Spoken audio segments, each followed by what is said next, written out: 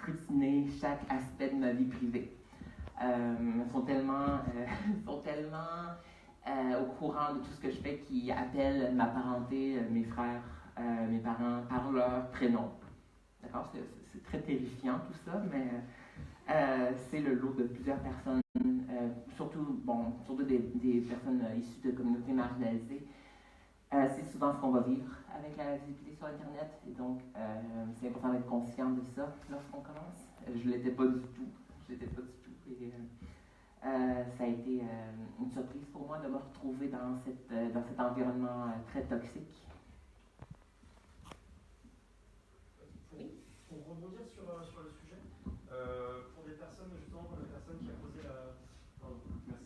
Pour rebondir un petit peu sur le sujet, pour des personnes comme la personne qui a posé la question juste avant moi, qui veulent se lancer dans une œuvre sur Internet qui va mettre en scène des personnes issues de communautés marginalisées, est-ce que vous conseillez spécifiquement, quand on démarre, d'activer des commentaires sur la page, enfin sur son propre site, au-delà des réseaux sociaux? Je crois qu'au départ, oui, étant donné que l'effet de proximité avec les gens qui créent, les gens qui font de la création, va nécessairement créer un sentiment de communauté avec l'artiste. Et je crois que c'est très important lorsque cet artiste n'a pas déjà justement de réputation, si je peux dire. Alors, je crois que c'est une très bonne idée. Éventuellement, si ça devient problématique et que pour une question de self-care, ça devient important de prendre du temps en dehors, justement, du bourdonnement constant des commentaires, et ça. C'est entre autres pourquoi j'aimerais prendre ma retraite d'Internet éventuellement. Justement, j'avais une question là-dessus, c'est puisque vous êtes, à ne plus en douter, une bonne personne, comment pouvez-vous avoir un regard aussi sévère et critique sur vos premières planches? Elles sont diamétralement opposées à ce que vous êtes aujourd'hui, ou c'est parce que c'est à mon indulgence? C'est surtout parce que je ne savais pas encore dessiner. Non, c'est la qualité graphique. Ouais. J'ai commencé à signer garçon tandis que j'étudiais, d'accord? Et la plupart des planches étaient dessinées en classe, en cachette, de mes profs. Surtout que j'ai une mauvaise ouïe, alors j'ai tendance à m'asseoir très au devant de la classe, et donc je dessinais vraiment devant mes profs.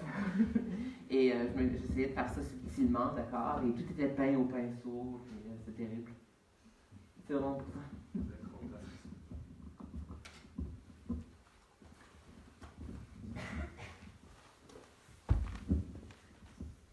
Bonjour. Salut.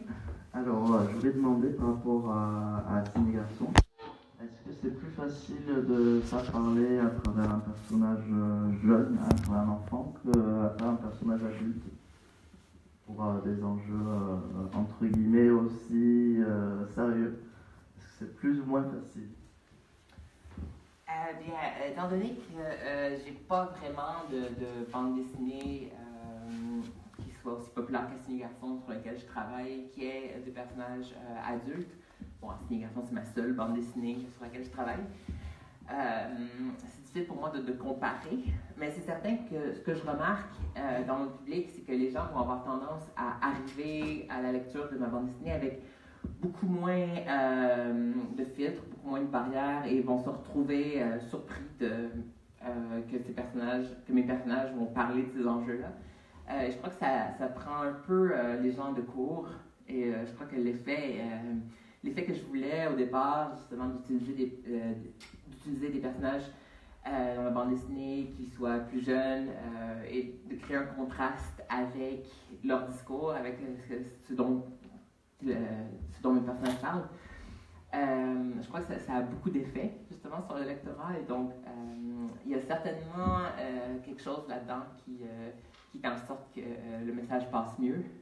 Pas nécessairement mieux, mais qui va être plus... pas contrasté, mais va être plus mis en évidence. C'est l'effet Mafalda. Il y a quelques temps, vous avez publié quelques quelques planches autobiographiques.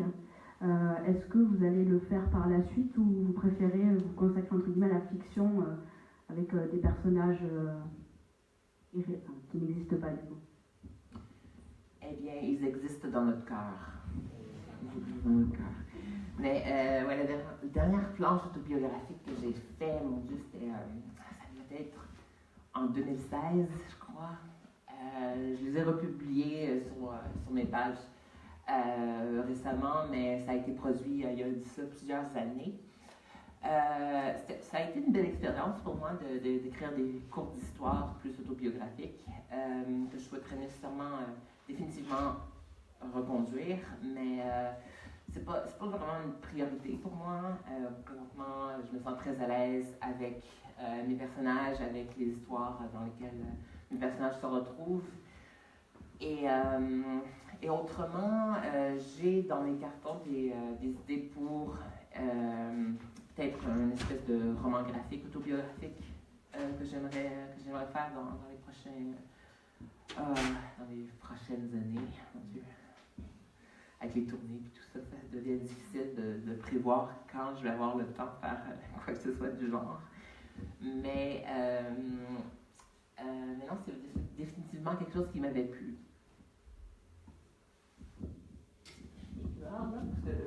Croyez-le ou non, moi je m'en vais direct. Aussitôt que je dépose le micro, on s'en va à l'aéroport.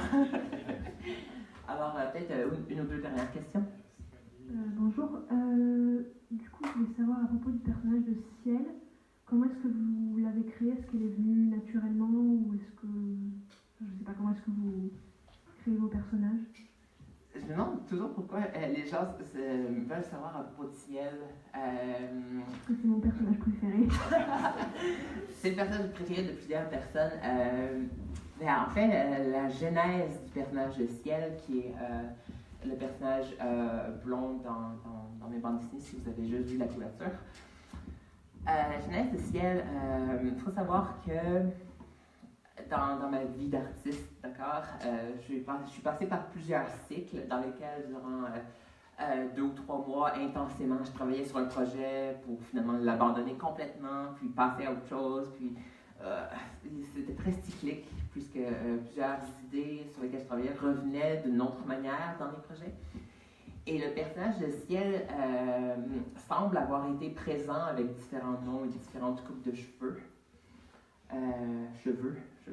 Coupe de cheveux, excusez-moi, l'accent ressort. Hein. Au Québec, on dit cheveux. Coupe de cheveux, bref. On dit cheval aussi. Cheval, si vous vouliez savoir. Donc, le personnage semble exister depuis que j'ai 9 ans à peu près. Et je l'avais créé tandis que la directrice de mon école primaire à 9 ans, c'est CM1. OK. Donc, la directrice de mon école en CM1, c'est là où je passais toutes les récréations, dans son bureau. Et étant donné que j'étais très fortement intimidée dans la cour d'école, il y a plusieurs personnes qui me harcelaient. Donc, la solution de mon école, ça a été de me garder à l'intérieur, plutôt que de faire face à la situation. Et donc, pendant plusieurs mois, j'étais dans le bureau de la directrice pour la récréation et je dessinais. Et la directrice, donc, qui ne surveillait pas dans la cour de récréation, contrairement à nos pauvres institutrices sous-payées, qui devaient passer leur pause à nous surveiller quand même. Petit côté éditorialiste, là. Pas pour rien que j'ai quitté l'enseignement, écoutez. Et donc, ma directrice s'était prise d'affection pour moi et cherchait un peu à satisfaire son côté psychothérapeute, d'accord? Elle regardait mes dessins et un jour, elle m'a demandé si je créais jamais mes propres personnages, parce que je dessinais beaucoup de personnages de Disney, des choses comme ça. Et également, je faisais des bandes dessinées pour mon grand frère, qui créait des bandes dessinées avec son meilleur ami sur ses enseignants. D'accord? Ça fait déjà plusieurs années. Donc, j'écrivais les aventures de ses enseignants. C'est une lubie, écoutez. Et donc, elle me demandait si j'avais jamais créé mes propres personnages. Puis, et donc, le personnage que j'ai créé à ce moment-là ressemblait énormément à Ciel. Écoutez, et c'est donc un personnage qui m'a suivi depuis ce temps-là. Donc, c'est le seul personnage avec une anecdote, d'accord, liée à sa création. C'est pour ça que je trouve ça drôle que ce soit le personnage qu'on me demande le plus souvent d'expliquer comment je l'ai créé. Dernière question, et puis après. Bonjour. J'aimerais savoir si vous allez faire grandir vos personnages, parce que j'ai déjà vu des planches avec Stéphie adulte, mais est-ce qu'on va les voir par exemple aller au collège, au lycée, à l'université, ou est-ce qu'ils vont garder, je crois qu'ils ont entre 11 et 13 ans, garder cet âge-là et vous allez les faire grandir de temps en temps? De temps en temps. Ben, c'est vrai que le format webcomic, écoutez, en épisode comme ça, ça crée une temporalité très bizarre, étant donné que pendant, à raison de 3 planches par semaine, écoutez, souvent j'ai des situations, des contextes qui durent pendant 20 planches. Et donc 20 planches, ça fait 1 mois et demi. Donc la même soirée s'étale sur 1 mois et demi et bam, soudainement, c'est l'hiver. Mais j'essaie de garder un rythme en temps réel. Et donc, non, c'est jamais arrivé qu'on voit Stéphie adulte. Peut-être confondue pour un personnage aléatoire avec les cheveux bruns, ça se peut. Mais on l'a jamais vu adulte jusqu'à présent. Mais la bande dessinée a commencé tandis que les personnages avaient 10 ans. Et maintenant, ils en ont 13, 14. Donc, les personnages grandissent au fur et à mesure. Mais comme je mentionnais tout à l'heure, j'aimerais bien prendre ma retraite éventuellement d'Internet. Et donc, ça se peut qu'ils atteignent l'âge de la majorité. Mais je ne crois pas qu'on les voit à la retraite. Je ne crois pas qu'on les voit à 70 ans. Je ne crois pas que Facebook existe à ce moment-là. J'espère que Facebook n'existera plus dans 70 ans, mais c'est très personnel. Et donc, peut-être encore 3 ou 4 ans, ou 5 ou plus. Sinon, j'ai bien aimé mon expérience de créer des albums jeunesse à partir de mes personnages. Le roman, entre autres, la série de romans, se passe dans une espèce d'univers parallèle où les personnages sont un peu plus vieux, mais ne vont pas vivre les mêmes choses que les personnages de la bande dessinée vont vivre, mais c'est les mêmes personnages. D'accord? Ils font ça également pour les séries Star Trek et Star Wars. Sinon. Il y a des séries de romans basées sur la série, mais qui ne font pas partie de la série de films. Bref. Spin-off. Pardon? Spin-off. Ouais, peut-être un peu un spin-off. Ça se peut, ça se peut. Et sinon, donc, ouais, c'est tout. Je vous remercie d'avoir été là. Je vous remercie pour les questions. Et merci d'avoir ri au bon moment.